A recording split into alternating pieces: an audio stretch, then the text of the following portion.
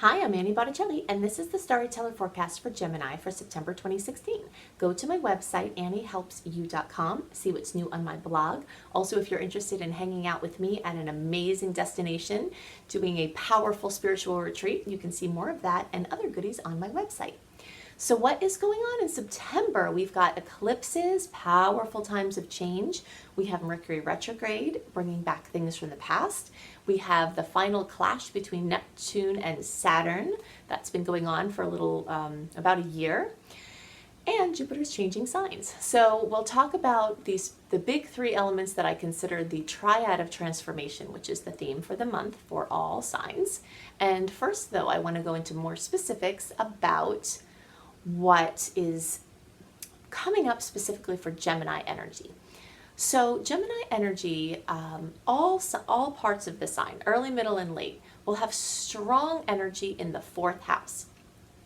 The fourth house has to do with home. It has to do with family.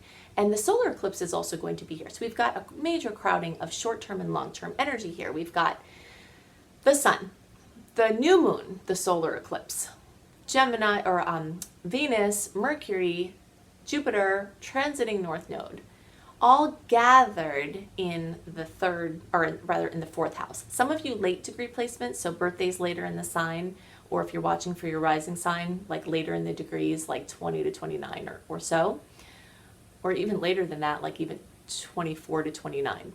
You very late degree placements are still having long-term energy in the third house and a gathering of short-term energy in the third house.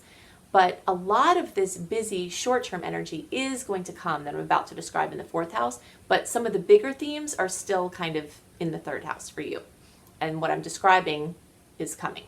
Okay, so the fourth house has to do with home and family and real estate ventures. Solar eclipses open up new portals of energy. So besides the busyness there with many other placements, there's just a massive amount of opening in your emotional space. It's your actual home. Many people, when there's a solar eclipse in the fourth house, will have a new member of your family. You'll have a new member to your household. Sometimes it's not the same thing, like if one of your relatives marries someone, you have expanded your family, but they're not in your house. But it could be either. Many Gemini energies may move into a bigger home, or a home that feels expanded for them. This is always a relative thing. If you are sick of having a high mortgage and being a slave to your mortgage and you move into a smaller space with less overhead, that can feel like something new and wonderful for you. So it's the energy of newness with home and family and real estate and the emotional space. For some of you, this can indicate a new focus on your upbringing as it relates to healing old issues. All the problems that you have now are things that you experienced in your childhood, particularly the imprint started in the first 7 years of your life. Whether you can consciously trace it back to that space or not, it's there. So some of you with the Gemini placements are going to really start to understand that if you want to create the life that you want, you've got to take some back steps and go clear up the things that are creating the imprint. So it's like we create a whole new body of skin pretty quickly. I don't remember if it's every few months or however long it is. But if there's a scar, then the new skin takes on the imprint of the scar. And that's what it's like with this first 7-year cycle in our lives. When you have something happen in that first 7 years, whether you're aware of it or not, whether you're conscious of it or not, there was something that was set up that every 7 years from that event or situation or pattern, you are experiencing the same thing over and over again, because when your life remakes itself every 7 years, it takes this pattern of the scar or the imprint below the scar. Now, some of those things below the scar level in this description are good things. So you have repeated certain things that happen then, big deals, milestones, etc. But some of them, many of them are highly dysfunctional. So this eclipse time might bring you the wherewithal to do what you need to do to change what's below the scar level, so that as your life remakes itself again in the next cycle, that you can change the things that you don't like about your life. So for all of the energy that comes in that's new, at eclipse time, there's also something that is released. Never is the truth that energy is not created nor destroyed, neither created nor destroyed, it simply changes form. That truth is very well displayed at eclipse time, because something closes, something ends, and then something equally as powerful opens up. So the energy is closing in the house of relationship, or not relationship, work, career, work, life, purpose. Something is ending there. Also something having to do with father relationship, or father figure, or authority figure. It could be a boss. It could be anything having to do with authority. So something is ending there, closing in the area of work, career, life, purpose, and something is opening more in the sector of home. For some people, that will mean you will lose or voluntarily leave your job so that you can spend more time at home. For you self-employed people, you might do less work and focus more on home.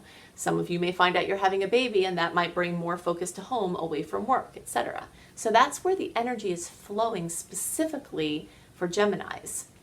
I'm calling the month of September, the general theme of the month of September for all signs, the triad of transformation. There are 3 events occurring this month: the eclipses, Mercury retrograde, and the final Saturn-Neptune square, that each on their own have their own story and potentials for change. But when converging together, they bring just massive opportunities for alchemy. So I'm going to break these down into their sections. Eclipses are powerful astronomical and astrological events that occur twice a year. We call them the spring eclipses and the fall eclipses. Of course, if you're down under, that would be opposite. So this fall eclipse for you is your spring eclipse set. But in any case, the eclipses change trajectories.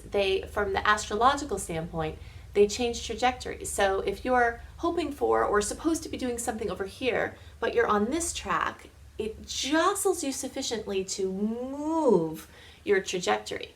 And so the amount of force that is necessary to take your path and change it is equal to the amount of force that the eclipses will come with. Sometimes there just needs to be a little adjustment. Sometimes there needs to be a major adjustment in the form of something very life-changing to get people on track. Sometimes the news comes with eclipses that is unwelcome. Sometimes it comes just as the best thing that you could ever hear, and sometimes these things happen both at the same time. Eclipses run in cycles, and the cycle that we're working on now is the Pisces-Virgo eclipse, the Pisces-Virgo polarity. This polarity started in the spring of 2015, or you could say the fall of 2015 for people down under. And the way that this works is the eclipse polarities run over a period of time. These run into spring of 2017. And there's a 4 to 6 month integration rate. So we'll say until almost the end of October of 2017 is when this full storyline is rolling out. So the eclipses work on a certain sector of your life. They work on the general sector for the signs, the Virgo Pisces, and then we talked about for your sign specific what the themes were for the houses. Now, the whole time that these eclipses are occurring, it's taking pieces, working on a project, and moving you along the continuum. So, on September 1st, we have the solar eclipse 9 degrees of Virgo. This eclipse is actually also squaring Saturn, which adds a little bit of a challenging edge to it. Then we have the lunar eclipse on September 16th at 24 degrees of Pisces, and that is conjunct Chiron, which is adding another intense element to it. Solar eclipses tend to bring in new energy. They're new portals of energy that are open. And with the energy of Virgo, this is coming in as new chances to work more efficiently, new chances to have more work if you needed work, or less work if you were working too much, or improvements in your work-life situation. They can also bring major radical changes to your health, to your diet, to your lifestyle. They can bring changes involving pets and animals in your relationship with pets and animals. So something new opening in those sectors. The lunar eclipse on September 16th at 24 degrees of Pisces is eclipsing something out. It's ending something, it's completing something, it's bringing something to fruition. The fact that it's conjunct Chiron is bringing this opportunity to end the victim mentality. And this is a huge one. This is part of the human condition that people who are consciously evolving are choosing to step out of. The victim mentality is the belief that life is happening to you, that there's nothing that you can do to make your life better, the quality of your experience better, and that people are doing things to you. And then that fits in with the guilt, blame, shame cycle, and that is the cycle of disempowerment. That's the cycle of the victim. Chiron, the asteroid that is conjunct this lunar eclipse, is all about the woundedness. It's called the wounded healer. So any places you're most wounded, and whether you believe in past lives and it comes from there, or whether it's from this lifetime only, it doesn't matter where it comes from. It matters that you have a deep woundedness, and maybe it's the collective consciousness woundedness that you're picking up. Maybe it's your own soul's woundedness, whatever it is. This lunar eclipse is giving a chance to eradicate woundedness, which is very exciting because we are completely limited by our belief that life is happening to us. By using astrology and other tools as opportunities for conscious evolution, improving the quality of your life, we can't control what's going to happen. There are things that are going to happen that are beyond our say, and things have their cycles, and that's the way things are in this plane. But at the same time, we have 100% control over how we see things, how we change our quality of experience. And you do this by ending the victim mentality, by looking inside of yourself for the answers instead of blaming someone or circumstances. So many of the things that will have an opportunity to end with the lunar eclipses have to do with addictions, fears. The 12th house, which rules Pisces, where this eclipse is in sign, has to do with your deepest fears, your deepest habits, your deepest negative conditioning. So ending something in that sector. There's also a theme from things being hit, from moving hidden things into the seen realms. Movement of Pisces over to Virgo is taking something from the unseen realm and putting it into the seen realm, from the thought or feeling section and putting it into manifestation, into form.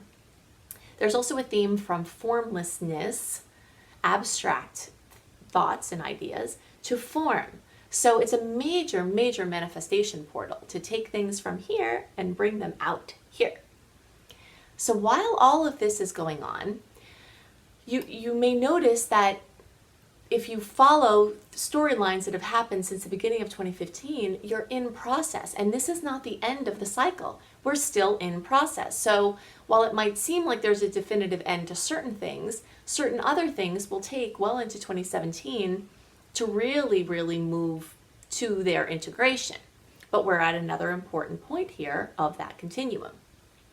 At the same time as the eclipses are occurring, we have Mercury retrograde. We hear about Mercury retrograde 3 to 4 times a year, and it can get, boring. We don't want to hear about Mercury retrograde anymore, maybe.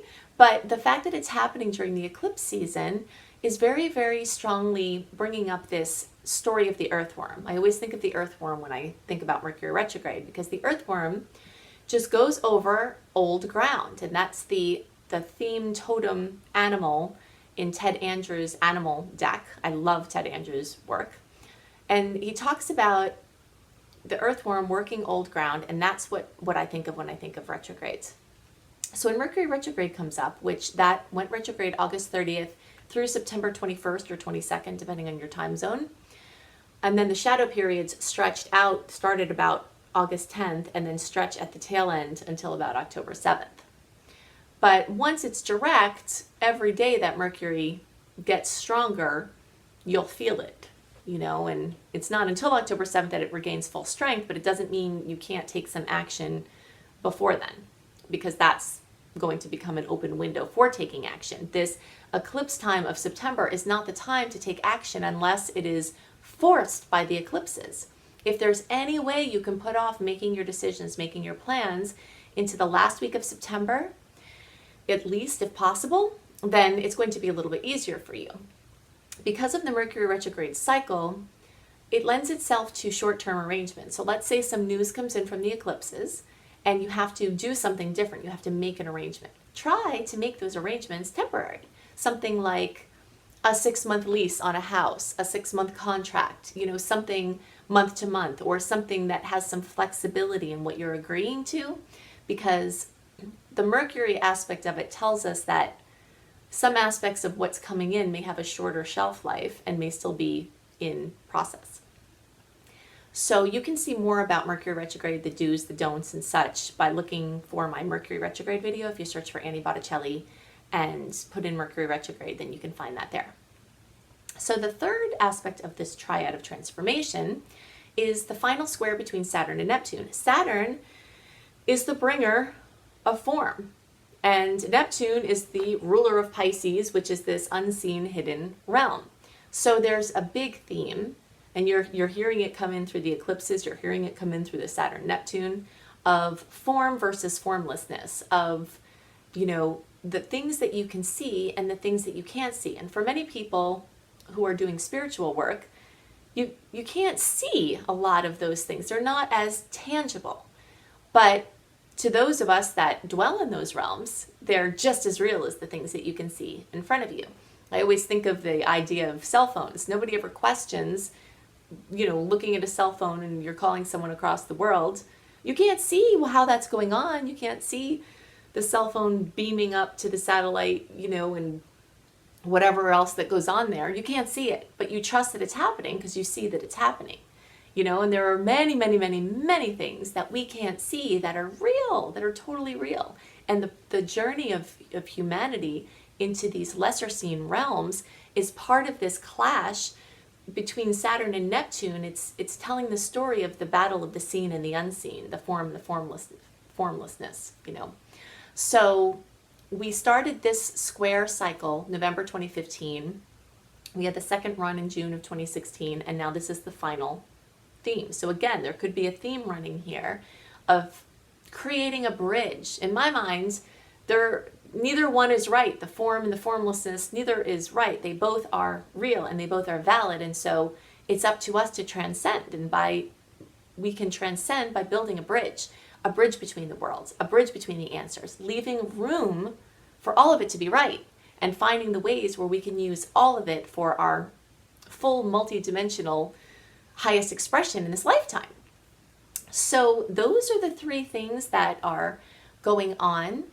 There's something else, and of course there are lesser aspects. You can always get more information about the lesser aspects that are going on that I don't mention in the horoscopes when you sign up for my free email newsletter. If you go to anniehelpsyou.com, on my front page you can sign up for my free email newsletter, and I write dates to notes and general themes, and I send that out a month before the month that it's talking about, so that you can see what good days, for things for your planning purposes. Something else very noteworthy this month that I'm going to go into way more detail in October is Jupiter changing signs. It's moving into Libra, and so it's been expanding and bringing growth and opportunities in Jupiter for a year, and now it's going to bring mischief and miracles into the house or the sign of relationships. So I'm going to talk about how that will affect your sign specifically and more details about Jupiter next month, because we already had so much to focus on in September. So I hope that you have a wonderful month. If you're interested in learning astrology with me, there might be a few slots left in my astrology apprenticeship program. You can see that on my website, anniehelpsyou.com. I always have new blogs there all the time. I also have my Creating Successful Online Business course if you want to take your light work into the international realms and not be geographically tied. And I have my new Soul Connections destination retreats that are starting. So you can check out more information about my first retreat for this fall. And I hope that you have a wonderful month. I'll see you next month. Bye.